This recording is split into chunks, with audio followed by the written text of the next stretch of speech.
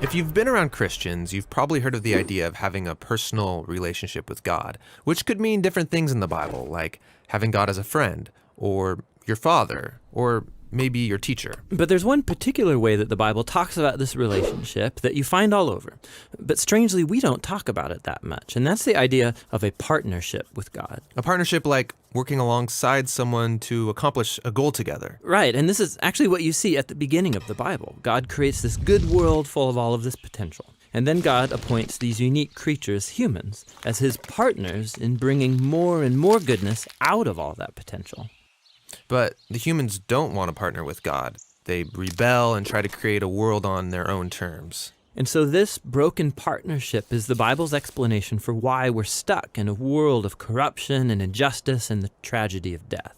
It's not like there's just one or two humans who have bailed on this relationship. In the story of the Bible, everyone has abandoned the partnership with God. So what God does is select a smaller group of people out of the many, and he makes a new partnership with them called a covenant.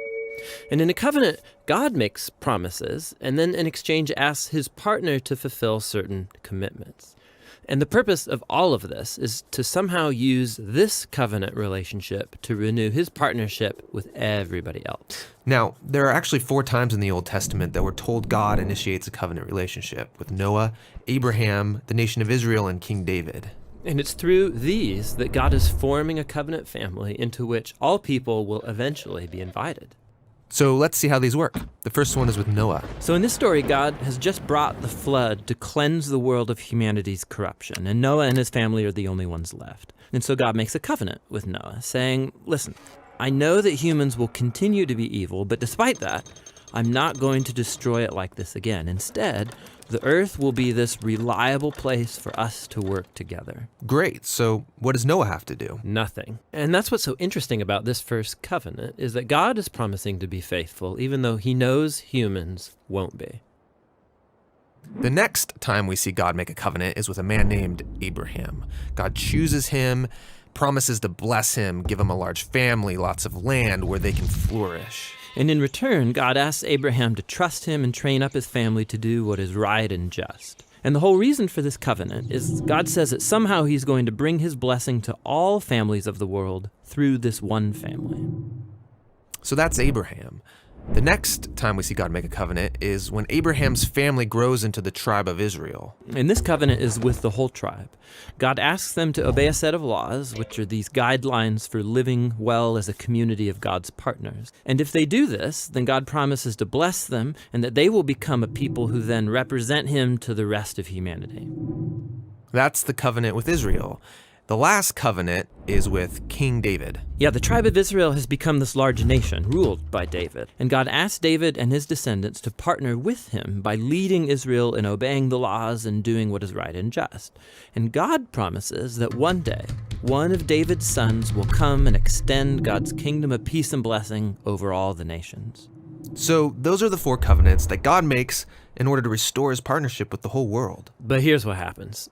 Israel breaks the covenant. They worship other gods, they allow horrible injustice, and so they lose their land and are forced off into exile. So it seems hopeless. But during this time, Israel's prophets talked about a day when God would restore these covenants in spite of Israel's failure, somehow. Yeah, they called it the New Covenant. And this is actually what's so interesting about Jesus, is that he's introduced into this story as the one who fulfills all of these covenant relationships. We're told that he's from the family of Abraham, and so he will bring the blessings of that family to the whole world. We're told that he's the faithful Israelite who is able to truly obey the law.